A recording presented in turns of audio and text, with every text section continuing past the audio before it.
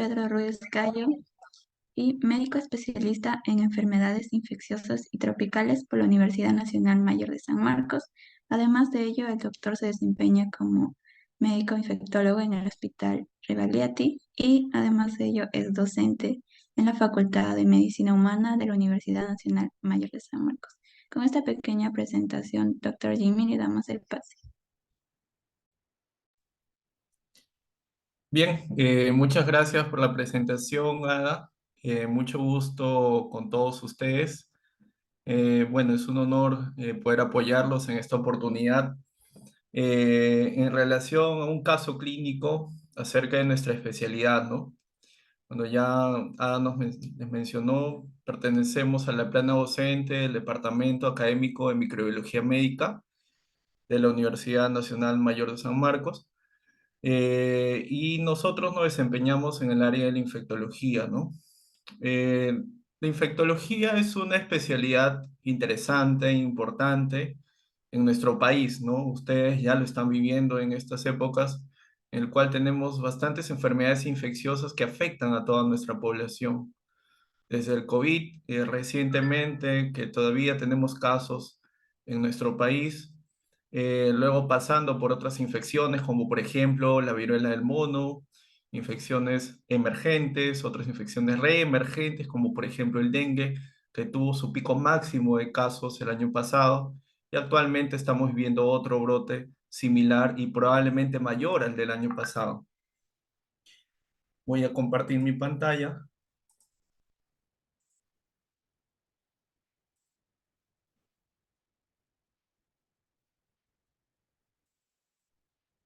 Bien. ¿Me confirmas, por favor, si ya está en modo presentación? Sí, doctor, se puede observar. Muy bien. Bueno, entonces, ¿por qué es importante nosotros conocer acerca de estas enfermedades, ¿no? Esta especialidad tiene bastante arraigo con la medicina interna, ¿no? Que también es una especialidad. Las enfermedades infecciosas se aplican en todas las especialidades y eso ustedes, bueno, acá creo que tengo un público mixto, ¿no? Tenemos alumnos de medicina, quizá internos de medicina o algunos profesionales de la salud.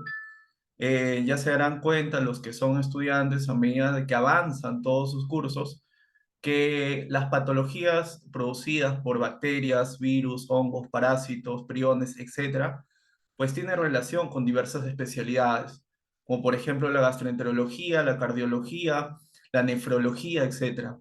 Cardiología, en el caso, por ejemplo, de endocarditis bacteriana, gastroenterología, por ejemplo, en el caso de candidiasis esofágica en pacientes con HIV, nefrología, por ejemplo, nefropatías asociadas a ciertos virus, glomerulonefritis postestreptocócica, por ejemplo, y podemos mencionar muchas más. Es por eso que es necesario reconocer eh, eventualmente las potenciales causas infecciosas en las diversas especialidades. Entonces, el día de hoy les he traído un caso interesante que es acerca de una paciente que ingresó con shock séptico y que se tomaron ciertas decisiones que lo vamos a ver más adelante. La idea de esta ponencia, de esta presentación, es que ustedes participen, chicos, activamente durante todos estos 45 minutos o una hora máximo que va a durar. Ustedes escriban sus respuestas en el chat y lo podemos comentar, debatir, discutir, también si es que se puede presentar, durante toda esta ponencia. Entonces, vamos a comenzar con la redacción de este caso clínico. Bien. Esta es una paciente femenina de 68 años con la sigla GGMP. Ustedes, si han llevado semiología o ya llevaron semiología, siempre cuando presenten un caso clínico tienen que presentarse con las siglas del paciente, nunca con el nombre completo. Ella ingresó el año pasado, el 26 de enero. Tiene como antecedentes hipertensión arterial, alcoholismo crónico, estuvo en un centro de rehabilitación y antes de ello estuvo aproximadamente 8 meses eh, de alta de este centro, ¿no? Estuvo internada más o menos medio año, casi 7 meses durante todo el año 2022. Ella tuvo como antecedentes importantes, y esto es algo que también, chicos, ustedes deben considerar cuando hagan sus historias clínicas, cuando realicen sus historias clínicas, es acerca de las hospitalizaciones previas. Ella, por ejemplo, tuvo este dato importantísimo, que estuvo hospitalizada hasta fines de noviembre del año 2022 por una cirugía urológica. Durante esa hospitalización recibió tratamiento antibiótico con ceftriaxona para infección urinaria. No se precisó qué tipo de cirugía, porque esto fue en otro hospital, y tampoco elaboración del tratamiento. Sin embargo, se tuvo esos datos durante el ingreso del paciente. La paciente ingresó en mal estado general a shock trauma, y los pocos datos que se pudieron sacar en la anamnesis al ingreso pues fueron estos. ¿Cuál fue el motivo de ingreso actual? 3 días antes del ingreso, la paciente presentaba disuria, colaquiuria, síntomas urinarios, ¿no? Hasta ahí nosotros podemos pensar o deducir qué patología infecciosa podría tener esta paciente. Bueno, sigamos con el relato. 2 días antes se agregó fiebre, un dato importantísimo. Se agregó vómitos y además de ello lumbalgia. Entonces, nuestra sospecha inicial quizá la podemos complementar con un segundo nombre, un tercer nombre. Y un día antes del ingreso presentó convulsiones tónico-clónicas. Y eso fue el motivo, además de los síntomas mencionados principales, por el cual el familiar decide trasladarla a la unidad de emergencia del Hospital Revalliat. ¿Cuáles fueron los signos vitales al ingreso? La paciente tuvo 38 grados centígrados al ingreso, presión arterial de 115/63, frecuencia cardíaca de 110. Muy bien. ¿Qué diagnóstico catalogaron al ingreso en el hospital? Una sepsis de punto de partida urinario, una infección urinaria y un síndrome convulsivo EAD. De ahí podemos desglosar un poco acerca de estos términos. Quizá alguno de ustedes ya conocerá el término de sepsis, ¿no? Que es un estado es un estado inflamatorio sistémico que es producido por un patógeno. ¿Por qué es importante esta diferencia? Porque existe un término previo que se llama el SIRS, síndrome de respuesta inflamatoria sistémica, que esto puede ser ocasionado por una enfermedad infecciosa o no. Porque, como por ejemplo la pancreatitis, los grandes quemados pueden presentar un SIRS de origen no infeccioso. Entonces, si nosotros tenemos un SIRS de origen infeccioso, que en este caso es una probable infección urinaria, entonces a esa paciente ya la catalogamos como sepsis. Y la sepsis, ¿de qué punto de partida, de qué foco probable es el origen de esta paciente? Pues es una infección urinaria. Si tienen alguna duda o pregunta, chicos, más adelante ustedes pueden realizar todas sus inquietudes y nosotros podemos absorberlas. Y el otro término, síndrome convulsivo EAD, este es otro de los términos que quizá ustedes cuando realicen su práctica clínica o los que ya están realizándola, es un término que debemos de quitar de nuestro diccionario, de nuestra bibliografía. Etiología determinar, ¿no? Porque siempre debemos tener el por qué, la relación. ¿Por qué probablemente se produjo este síndrome compulsivo? ¿Acaso la infección tiene algo que ver? ¿Acaso tiene algún grado de patología estructural cerebral asociada a la infección que puede haberle ocasionado este síndrome convulsivo? Entonces, esa parte de etiología determinal es lo que nosotros debemos de quizá quitarlo de nuestra bibliografía. Si tú tienes por ejemplo, síndrome linfoproliferativo de que no sabes cuál es la causa, pues depende de tu paciente, depende de los exámenes auxiliares, tú tienes que catalogarlo, que puede ser un origen infeccioso, un origen no infeccioso, etc. Muy bien, entonces nuestra paciente fue catalogado de esa manera, una sepsis de punto de partida foco urinario y un síndrome convulsivo. ¿Qué se le indicó en la unidad de emergencia de shock trauma a la paciente? Se le indicó una cefalosporina de tercera generación. Algunos de ustedes quizá ya llevaron el curso de farmacología y ya saben cómo se clasifican los antimicrobianos. Recordarán que dentro de los antimicrobianos, un grupo grande son los betalactámicos. Dentro de los betalactámicos tenemos a las penicilinas, las cefalosporinas, los carbapenémicos y los monobactámicos. ¿Bien? ¿Recuerdan eso? Y dentro de las cefalosporinas tenemos la clasificación, depende de las generaciones.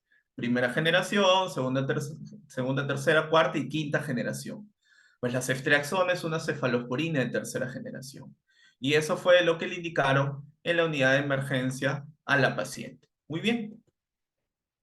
Entonces, una vez que un paciente ingresa a la unidad de emergencia con un probable origen infeccioso, una patología infecciosa, el siguiente paso, lo que se tiene que realizar es solicitar los exámenes auxiliares. Y la solicitud de estos exámenes no va a ser al término del escopetazo, por ahí se menciona en alguna bibliografía o comúnmente nuestros maestros nos decían eso, ¿no? Tú tienes que pedir los exámenes de laboratorio de acuerdo a la patología que sospechas con tu paciente. Entonces, en la paciente se le solicitó un hemograma completo, una bioquímica, electrolitos y un examen de orina justamente por la sospecha de la patología infecciosa urinaria. Entonces, ¿qué encontramos aquí en el hemograma? Algunos de ustedes quizá ya saben cómo interpretar un hemograma. En el hemograma tenemos que nosotros observar las tres series importantes. Los leucocitos, las células rojas, mediante la hemoglobina, y las células blancas, mediante la visualización de recuento de plaquetas. Perfecto. Entonces, en el hemograma yo veo que tienen leucocitos en 22.210. Entonces, significa que mi paciente tiene leucocitosis. El rango normal es de 4.000 a 10.000, 11.000, depende del laboratorio.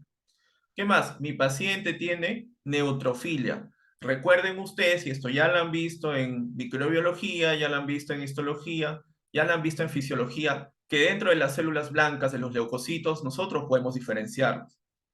¿En cuáles? Neutrófilos, basófilos, monocitos, eosinófilos, etc. Entonces, ¿qué nos ayuda a nosotros dentro de este recuento diferencial?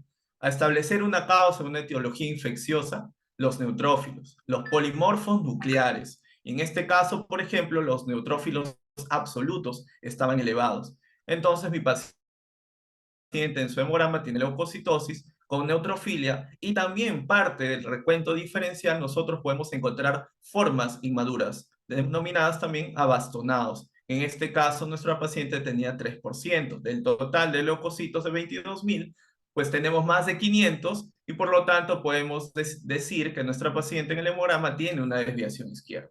Muy bien, entonces de esa forma nosotros podemos leer el hemograma. ¿Qué más tiene? Anemia. Tiene anemia moderada en 7.7, pero no es suficiente con el que ustedes digan, doctor, tiene anemia. Ustedes tienen que darle sus dos apellidos de la anemia. Es una anemia normocítica, que quiere decir que las constantes corpusculares, que ustedes también ya la han visto en fisiología, son normales. ¿Cuáles son estas? El volumen corpuscular medio, la hemoglobina corpuscular media y la concentración de la hemoglobina corpuscular media.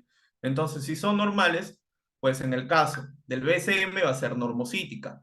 Y en el caso de la hemoglobina corpuscular media, como está disminuida en nuestro paciente, va a ser hipocrónica. Muy bien. ¿Qué más se le solicitó a nuestra paciente? La bioquímica, creatinina, urea, glucosa y también perfil hepático, perfil de coagulación. Pero les traigo los datos positivos. En este caso, la paciente tuvo creatinina 5.29 y urea 271. También ustedes ya lo han visto en la parte de fisiología y lo van a reforzar mucho más cuando lleven la parte clínica o algunos de ustedes ya llevaron este curso. Lo que se observa claramente es una disociación urea-creatinina. ¿Qué significa? Que nuestro paciente está presentando una falla renal aguda. Muy bien. Este es un punto importante a considerar justamente para la terapia antibiótica empírica de nuestro paciente. Y también se le tomó un análisis de gases arteriales ya que la paciente llegó a una unidad crítica de emergencia. Y dada la sepsis en nuestro paciente, tenemos que observar si existe en nuestra paciente signos de hipoperfusión, que más allá de la parte clínica, observándola en la presión arterial, en la diuresis, podemos observarla en el lactato, en el análisis de gases arteriales. En este caso está elevado. Existe una hiperlactacidemia, que probablemente sea de un origen infeccioso.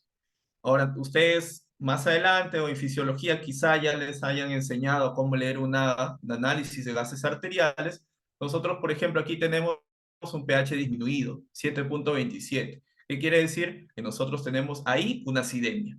Luego tenemos que pasar a leer al bicarbonato y al PCO2. El bicarbonato está bajo. Entonces, si mi pH está bajo y mi bicarbonato está bajo, eso es un trastorno metabólico. Entonces, es una acidosis metabólica.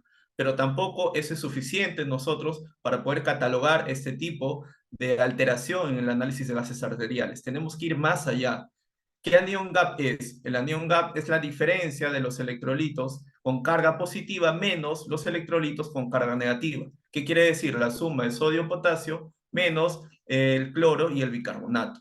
En este caso es 25.1, anion gap elevado. Y también si es hiperclorémica, normoclorémica o no. El examen de orina arrojó concluyente con una leucocituria. Como ustedes pueden observar aquí, tiene leucocitos, tuvo leucocitos más de 100 por campo en nuestra paciente y esterasa leucocitaria 3 cruces. Listo. ¿Qué más se le hizo a la paciente? Hemocultivos periféricos y urocultivo. Y aquí va la primera pregunta. Entonces, nosotros tenemos a nuestra paciente con el diagnóstico de una sepsis, de punto de partida urinario, una infección urinaria. Muy bien. ¿Cuál sería el tratamiento antibiótico empírico óptimo en nuestra paciente? Considerando los antecedentes, ojo, de esta persona que llegó a la unidad de emergencia. A ver, chicos, ¿cuál sería? ¿Cuál creen ustedes?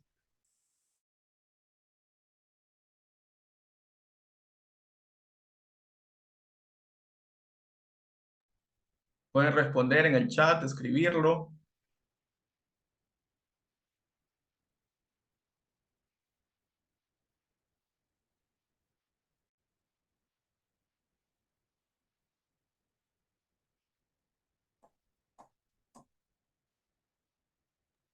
A ver, por ahí César nos menciona meropenem, muy bien. ¿Hay alguien más que quiera opinar? Muy bien, vamos avanzando. Entonces, ¿cómo yo elijo el tratamiento antibiótico empírico en un paciente séptico? Pues aquí viene una bibliografía importantísima para nosotros en las enfermedades infecciosas de los 4 momentos de la decisión de la terapia antibiótica. Estos 4 momentos son los siguientes. Mi paciente tiene una infección en la cual requiera un tratamiento antibiótico, pues en esta persona que llegó a la unidad de emergencias, claro que sí. Eso está indicado. Y la segunda pregunta es importante para nosotros, es el segundo momento. Hemos ordenado cultivos en el paciente. Todo paciente con sepsis, chicos, es igual a toma de cultivos. Toma de hemocultivos, toma de urocultivos, si es el caso de un foco urinario, toma de cultivo de esputo aspirado traqueal, si es el caso de una neumonía intrahospitalaria, una neumonía asociada a la comunidad que por ahí tiene una cierta poca relevancia el cultivo de esputo. Es un paciente que tiene una colección intraabdominal, tenemos que solicitar un cultivo de esa secreción, etcétera. Solicitemos los cultivos en los pacientes sépticos de acuerdo a la etiología.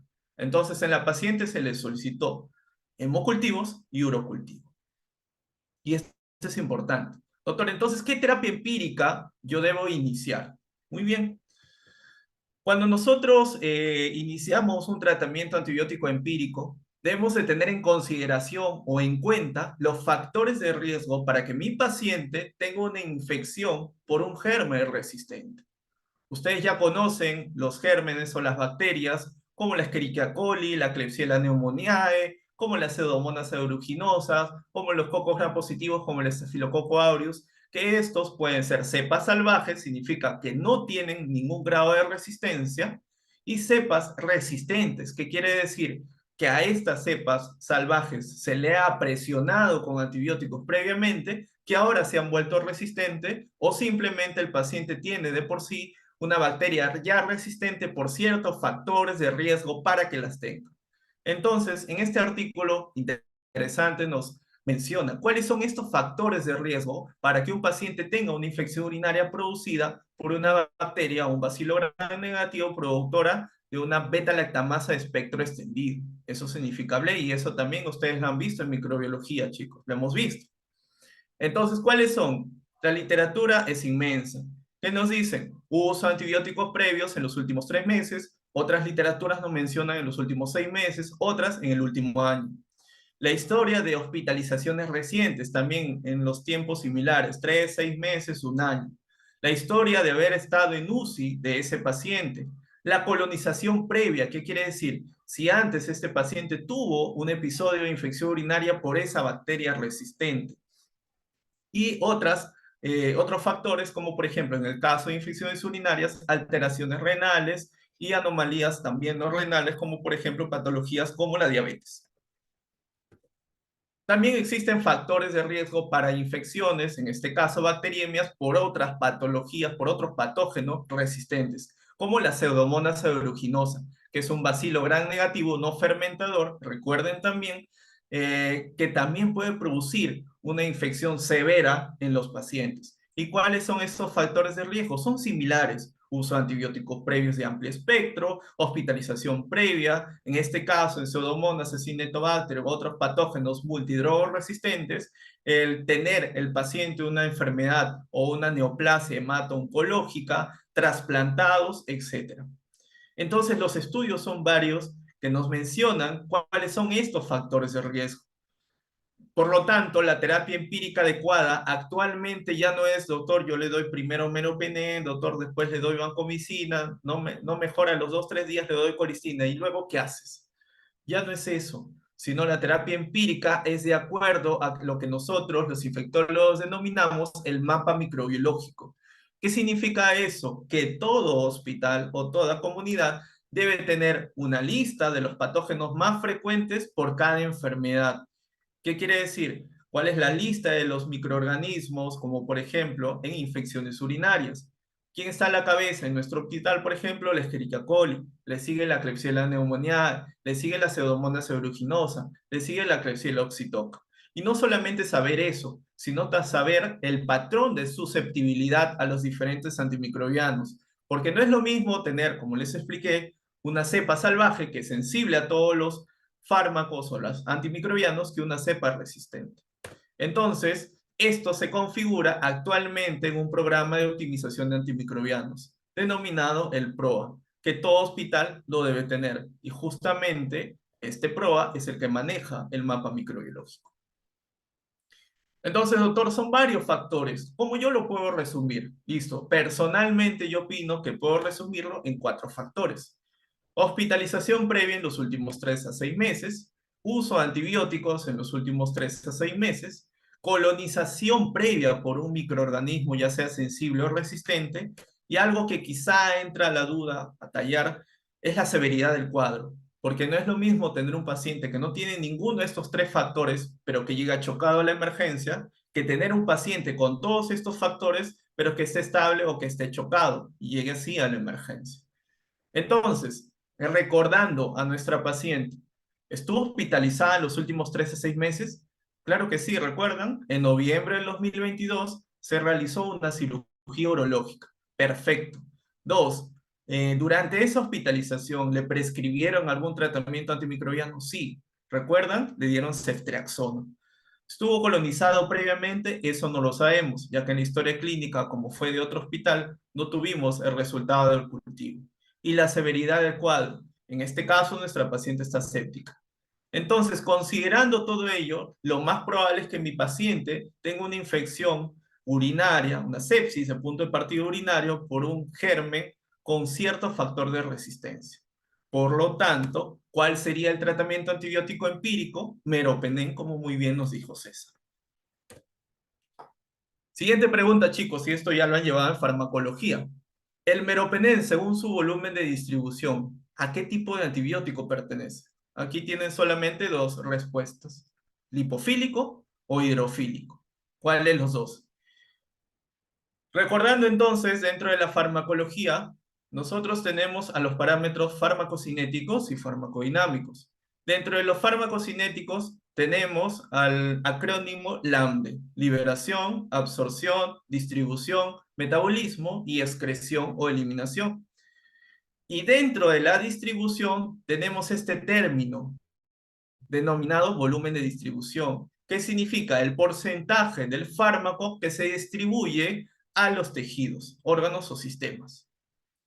Entonces, según este volumen de distribución, que existe un punto de corte menos ese punto de corte, es un fármaco hidrofílico y más de ese punto de corte es un fármaco lipofílico, nosotros vamos a clasificar en ambos grupos. A ver, ¿alguien se animó a responder? Nadie. Bien. Entonces, doctor, ¿a qué tipo de fármacos pertenece? Recuerden entonces, chicos, tenemos los fármacos hidrofílicos. Dentro de ellos tenemos justamente los betalactámicos. Dentro de los betalactámicos tenemos a los carbapenémicos, a las penicilinas, cefalosporinas, monobactámicos. También como parte de los fármacos hidrofílicos tenemos a los glicopéptidos y a los aminoglicósidos. ¿Cuál es la diferencia entre ambos grupos, doctor? Pues bien, los fármacos hidrofílicos tienen poca difusión a través de la membrana plasmática, por eso su nombre, hidro, concentran más en sangre. A diferencia de los lipofílicos, que como su nombre lo dice, lipo, atraviesan mejor, difunden mejor a los tejidos a través de la membrana plasmática que justamente está compuesta por los lípidos. ¿Y quiénes están dentro de los fármacos lipofílicos? Macrólidos, fluoroquinolonas, tetraciclinas, etc. ¿Existen otras diferencias, doctor? Claro que sí. Los hidrofílicos tienen eliminación renal y los lipofílicos, su eliminación mayoritariamente es hepática, pero también existe un pequeño porcentaje que se elimina a nivel renal. Entonces, como ven, los hidrofílicos tienen un limitado volumen de distribución y los lipofílicos difunden más a tejido. Muy bien. Entonces, en este caso, la respuesta sería hidrofílico.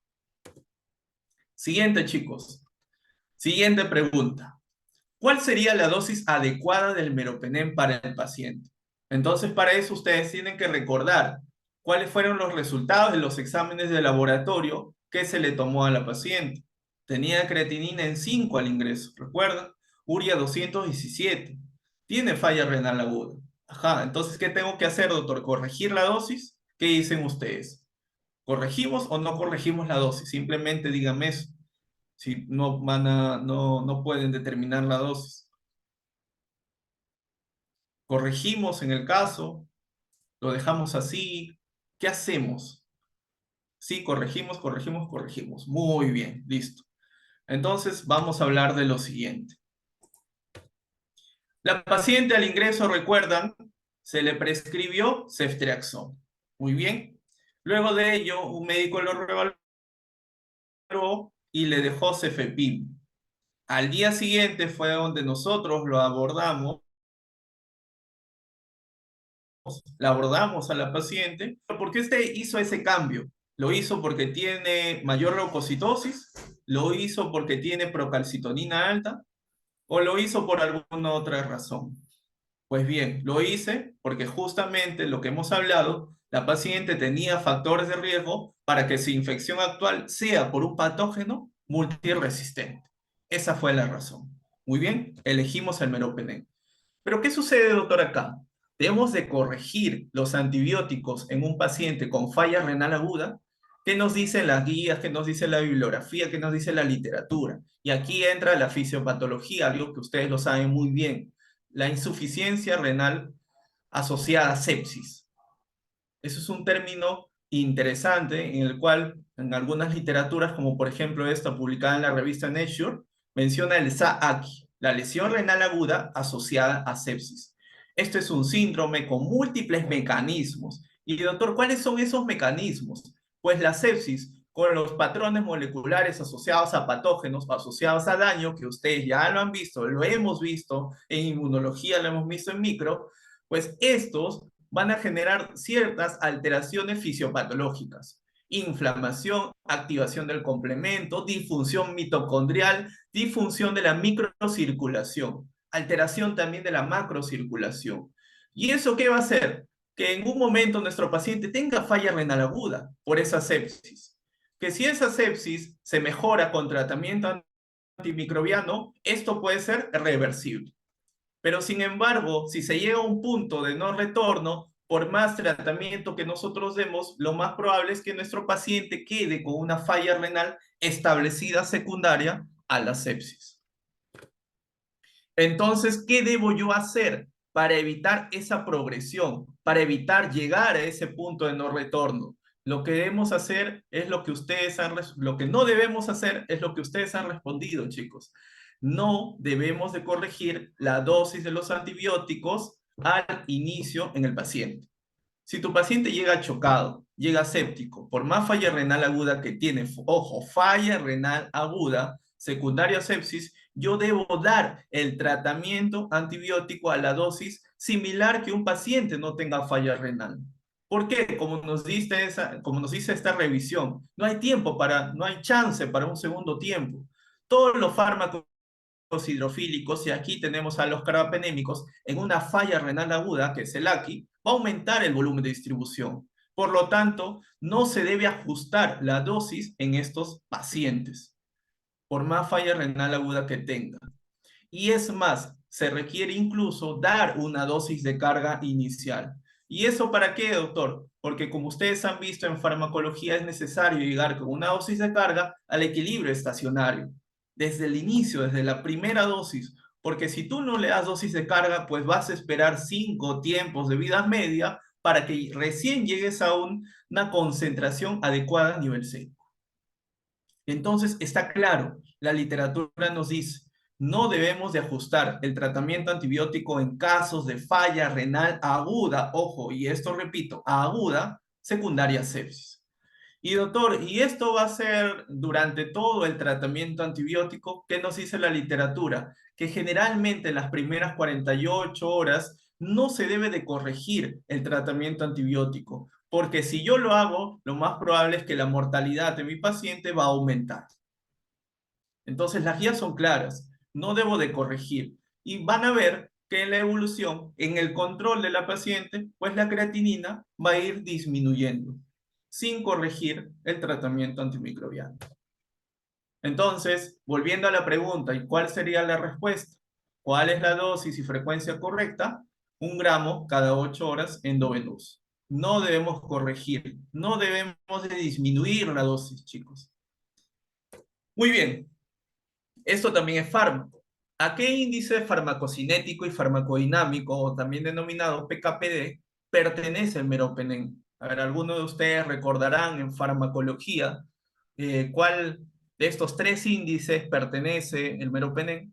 Comentando un poco los términos. ¿Qué cosa era el MIC? La concentración mínima inhibitoria.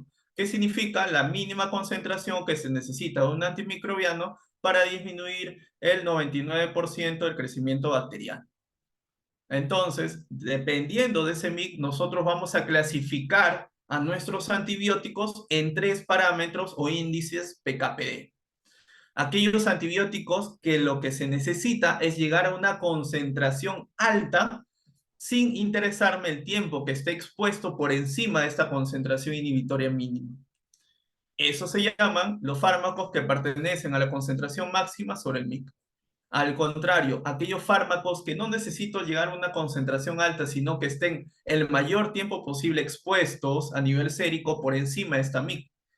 Eso se llama el porcentaje de la fracción libre del fármaco, el tiempo, sobre la MIC. Y aquellos fármacos que combinan ambos parámetros. ¿Qué quiere decir? Concentración y el tiempo. Y esto se denomina área bajo la curva de 0,24 horas sobre el MIC. Entonces, aquí podemos observar mucho mejor estos índices PKPD. Aquí tenemos la concentración y abajo el tiempo. Entonces, este es el MIC, concentración mínima inhibitoria. Existe un grupo de fármacos que lo que yo quiero es llegar a una concentración máxima por encima de esta concentración mínima inhibitoria. ¿Y qué fármacos tenemos ahí? Por ejemplo, a los aminoglicosidos. Existe otro grupo de fármacos que lo que yo necesito es no tanto llegar a la concentración máxima, sino que esté el mayor tiempo posible por encima de esta concentración mínima inhibitoria. Y aquellos fármacos que combinan ambos parámetros. ¿Por qué es importante eso? Porque según el fármaco que yo utilice, voy a establecer estrategias farmacodinámicas. ¿Qué quiere decir? Que en los fármacos, como los aminoglicósidos, yo necesito dar una dosis grande, pero poco frecuente. ¿Qué significa? Yo doy 1 gramo cada 24 horas a mi paciente. Es una dosis alta y poco frecuente porque solamente es una vez al día. O al revés, Yo necesito dar dosis pequeñas pero frecuentes. Y aquí, ¿quiénes tenemos? A los beta-lactámicos, carbapenémicos, cefalosporinas. Entonces necesito dar dosis pequeñas pero frecuentes. Meropenem, 1 gramo cada 8 horas, que significa 3 veces al día. Y un dato más, un plus, a infusión extendida, porque con eso yo voy a lograr que el fármaco esté el mayor tiempo posible por encima de esta concentración mínima inhibitoria. Y aquellos fármacos que combinan ambas estrategias, ambos índices, mejor dicho, en la estrategia es dar la dosis de carga. Muy bien, doctor, ¿y esto lo podemos aplicar en la realidad que dicen los estudios? Pues sí, tenemos este estudio, por ejemplo, realizado en New York, es del año 2018, que fue una cohorte retrospectiva en la unidad de cuidados intensivos, cuyo objetivo fue evaluar la mortalidad y respuesta clínica del uso de meropenem más de 3 días en infusión intermitente, lo que comúnmente damos, si es que no le decimos a la enfermera que es en 30 minutos, o meropenem en infusión extendida en 3 horas. Este índice, esta estrategia PKPD, que esté el mayor tiempo posible. ¿Y qué se evidenció en este estudio de corte retrospectivo? Que aquellos pacientes que yo daba infusión extendida de meropenem tuvieron menor mortalidad que aquellos pacientes que yo daba infusión intermitente de 30 minutos de meropenem, con una diferencia estadísticamente significativa. Y además de ello también la respuesta clínica al final del tratamiento. Y ya en el análisis multivariado lo que se pudo observar es que dentro de las características, los factores de riesgo de mortalidad de la UCI, el meropenem a infusión intermitente se asoció a mayor mortalidad, con un P de 0.01, infusión intermitente.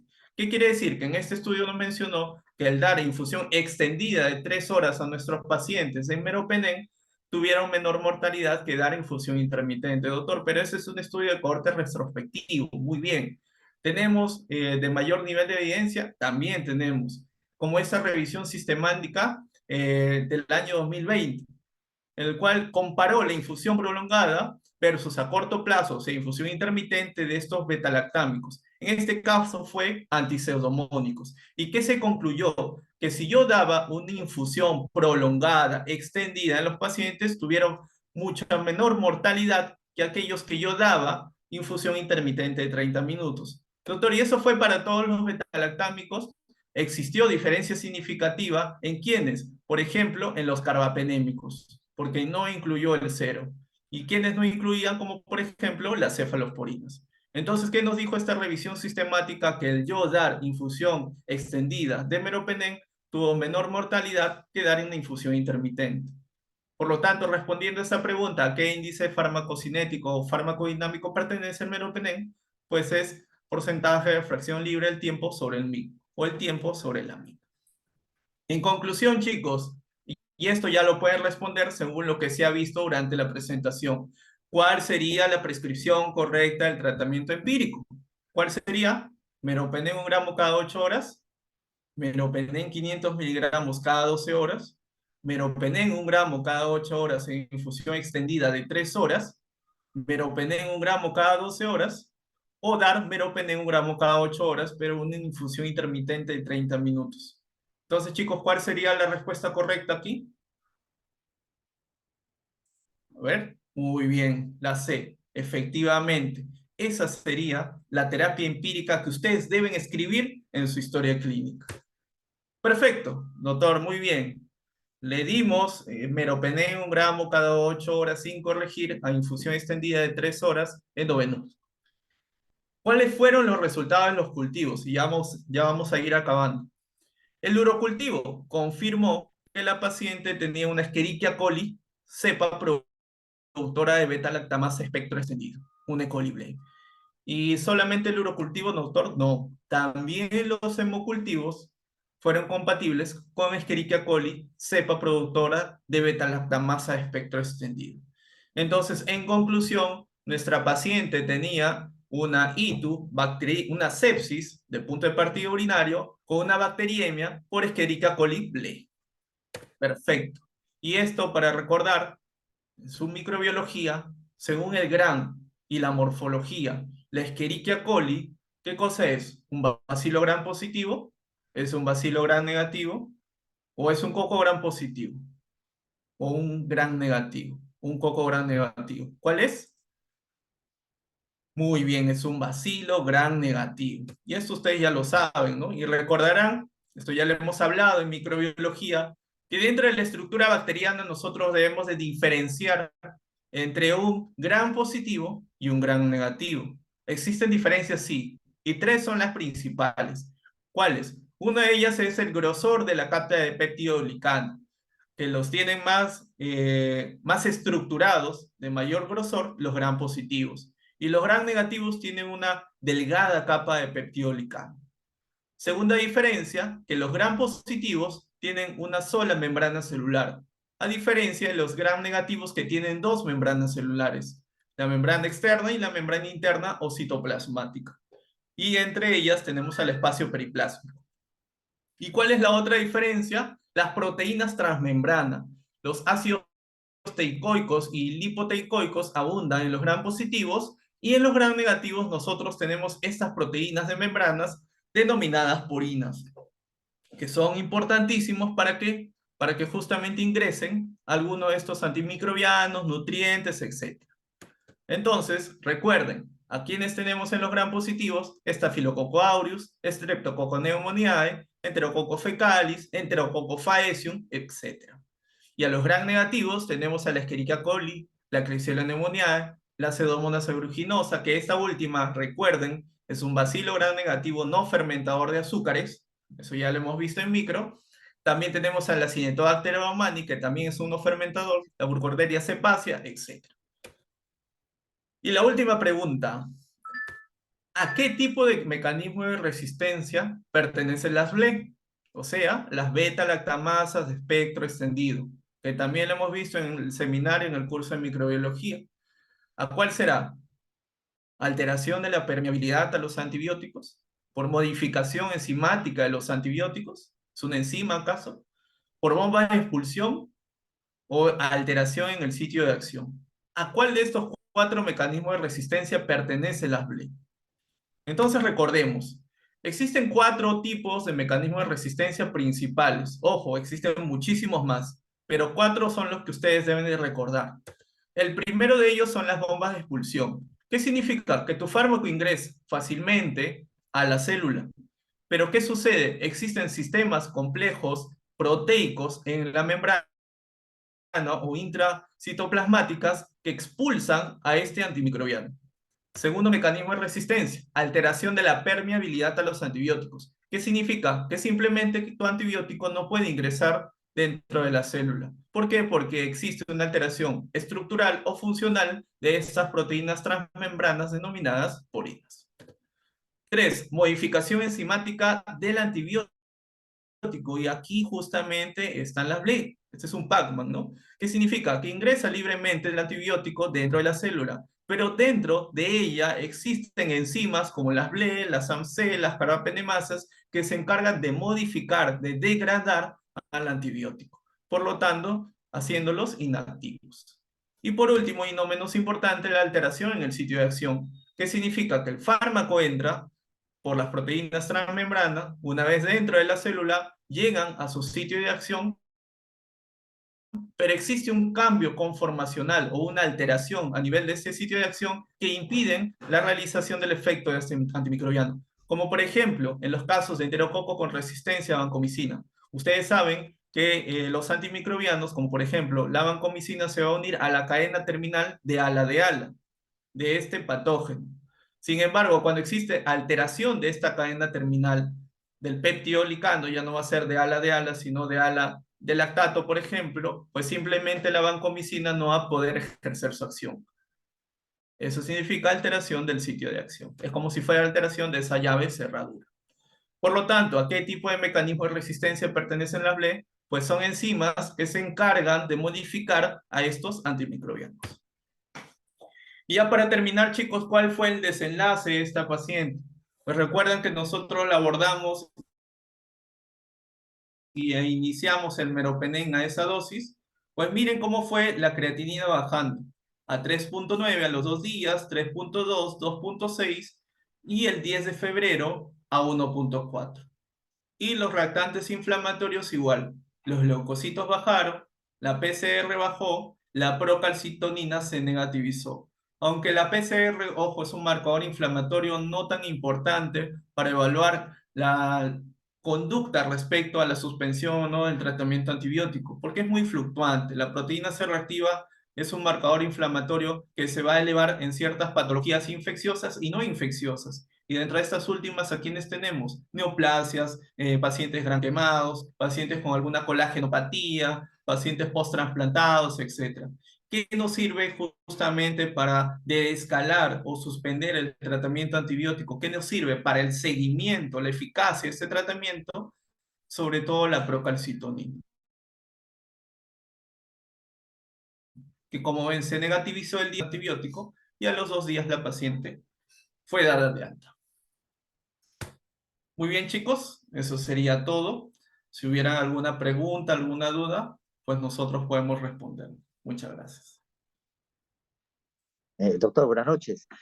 Llamaba la atención cuánto era la diuresia de la paciente, porque también podríamos pensar también que había urgencia dialítica, ¿no? Pensar que ese potasio estaba alto y también había una acidosis metabólica con ánimo GAP elevado. No hubo una necesidad de urgencia dialítica en el paciente. La paciente fue evaluada por nefrología, pues, ¿no? Pero nunca llegó a la hemodiálisis. Siempre se mantuvo en hemodiálisis expectante, ¿no? Si bien es cierto, hubo acidosis metabólica, al final no llegó a la hemodiálisis y simplemente el paciente se le continuó con el tratamiento antibiótico, llegó a presentar shock séptico, pero con el antibiótico la paciente mejoró. Simplemente la insuficiencia renal aguda de la paciente fue a causa de la falla renal, a causa de la sepsis, pues, ¿no? Ahora, algo importante que siempre debemos de saber es cuánto es la creatinina basal, ¿no? Porque algunos pacientes pueden tener creatinina elevada como antecedente, ¿no? Creatinina en 2.1. Lamentablemente, como la paciente no tenía historial en el Seguro Social, no pudimos establecer esa alteración, si es que fue una falla renal aguda sobre una crónica ya establecida, ¿no? Por ahí se le pidieron ciertos exámenes laboratorios, una ecografía renal, que se realizó, donde mencionaban que tenía alteración de la diferenciación córtico-medular, por lo tanto, un cierto grado de nefropatía, pero no sabíamos con la creatinina previa. Entonces, ante eso y la necesidad de la paciente que llegó a chocarse, pues nosotros lo que hicimos es prescribir el meropenem.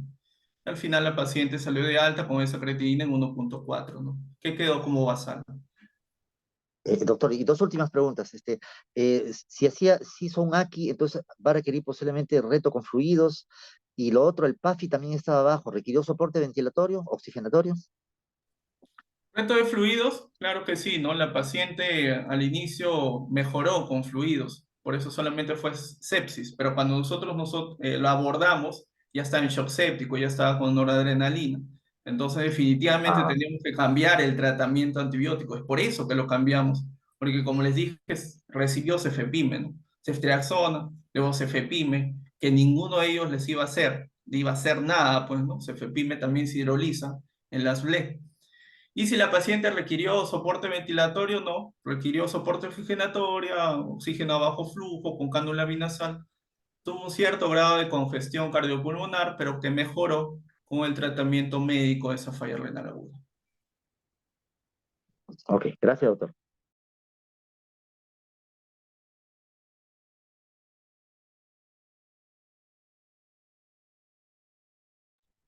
Muchas gracias, doctor. También tenemos una pregunta en el chat y nos dicen, doctor, muchas gracias. ¿Cuál es la razón con respecto a la infusión extendida? ¿Por qué sería más beneficiosa?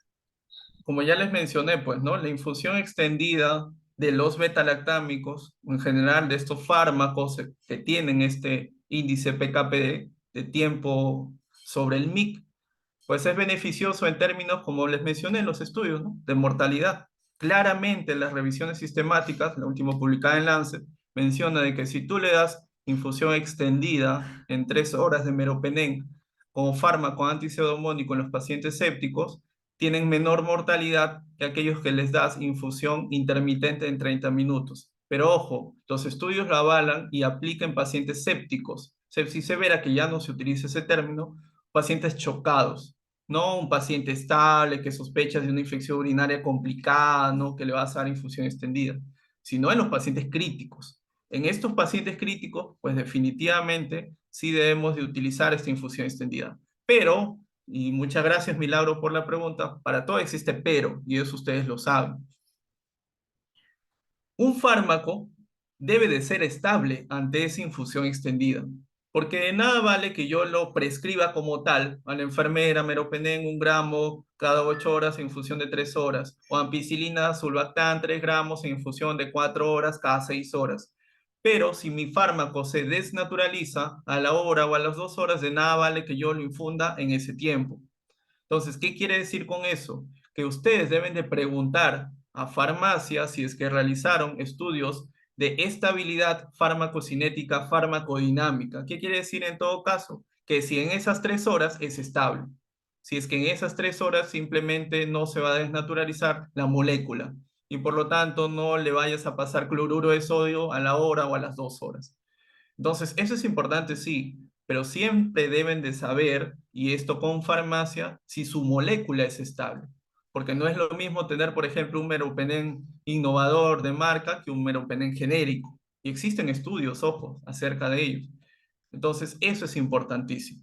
Y gracias, Milagros, por la pregunta.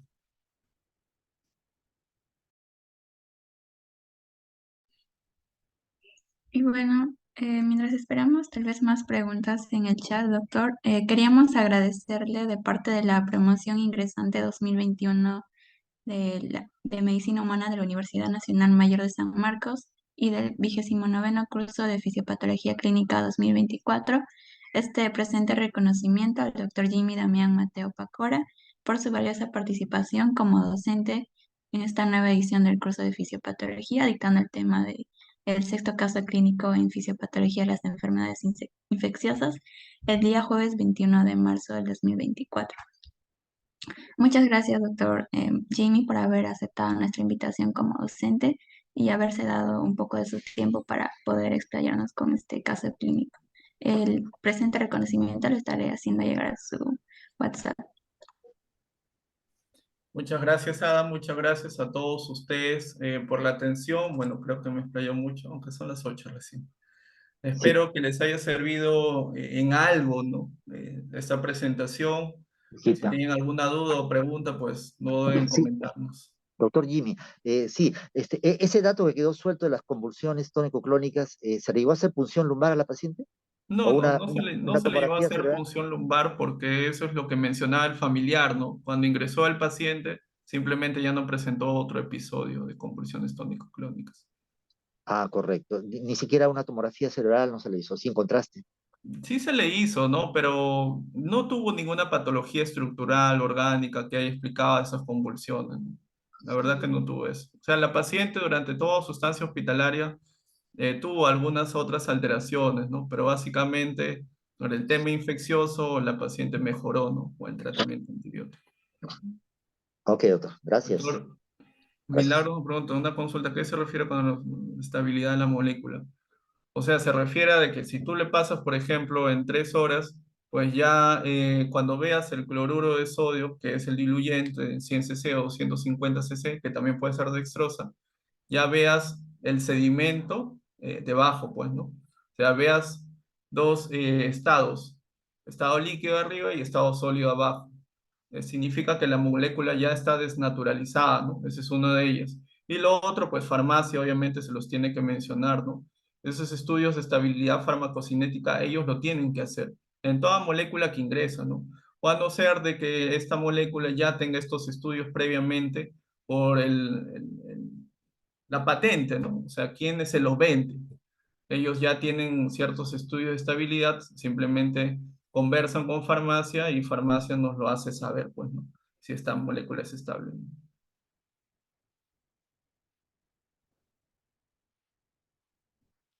Existen ciertos antibióticos, sí, que pueden tener alteración a la exposición de la luz, ¿no? Como por ejemplo el Linezolid, ¿no? Que es una oxazilidinona que se tiene que colocar un cobertor, no se le tiene que exponer a la luz, ¿no? Porque también se desnaturaliza la molécula, ¿no? Sí, existen algunos de ellos. En el caso del meropenem, no, no es necesario.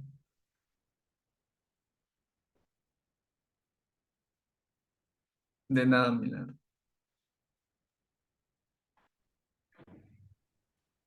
Y bueno, creo que esas serían todas las preguntas, doctor Jimmy. Muchas gracias de nuevo por habernos explicado este caso clínico que estuvo muy interesante.